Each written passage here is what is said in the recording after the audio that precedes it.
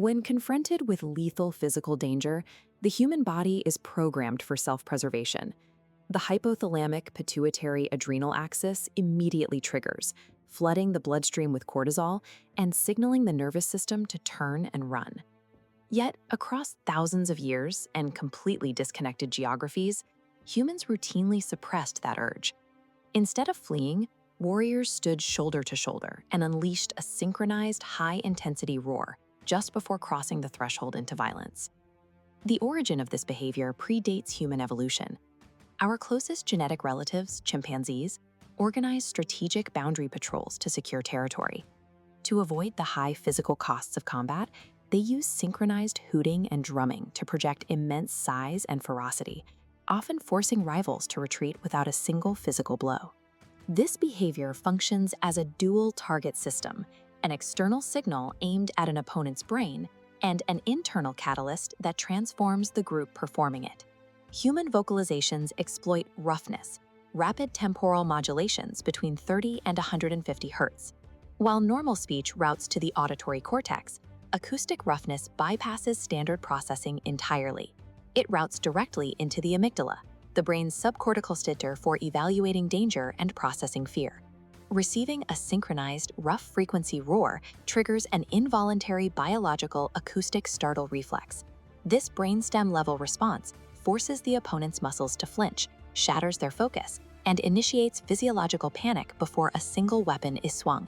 Ancient armies engineered instruments to maximize this neurological shock. The Celtic carnix, a towering bronze instrument, produced a dissonant, shrieking sound designed to cut through the din of combat and short-circuit the defensive focus of the Roman infantry.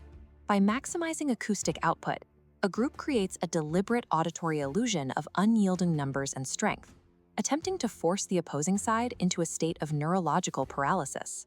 Producing a forceful, synchronized shout actively alters the physical state of the shouter. Kinesiological studies demonstrate that intense vocalization during extreme physical exertion directly increases motor cortical excitability. A single focused yell can boost a person's raw hand grip strength by up to 11%. A hormonal cascade follows. Aggressive posturing and coordinated roaring trigger a rapid spike in bioavailable testosterone, promoting dominance behaviors. Simultaneously, it cuts the circulation of stress hormones like ACTH, dampening the body's natural distress signals. These functional MRI scans show high-intensity neural activation during auditory processing.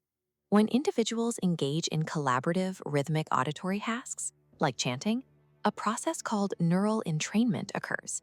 The group's brain activity physically aligns, resetting neural oscillations to lock into the external rhythm. This shared electrical synchronization floods the brain's internal reward circuitry with oxytocin and dopamine.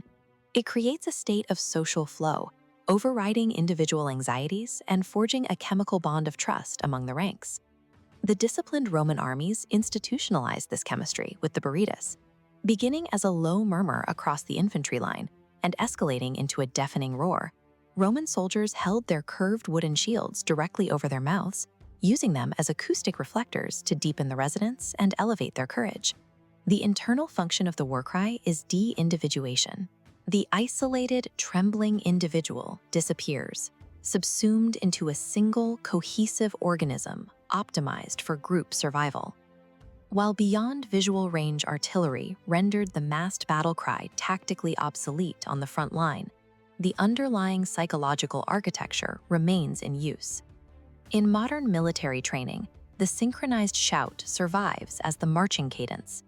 Forcing recruits to chant loudly and rhythmically helps regulate their breathing and instills collective discipline and stress inoculation. This ritualized combat display is preserved in global cultural heritage. The Maori Haka originated as an ancestral war cry on the battlefields of New Zealand. The synchronized movements, bulging eyes, and aggressive postures are utilized today to assert unyielding community strength and achieve intense psychological focus. When heterogeneous crowds face heavily armored riot police in civil society, the spontaneous emergence of synchronized chanting serves the exact same neurobiological function.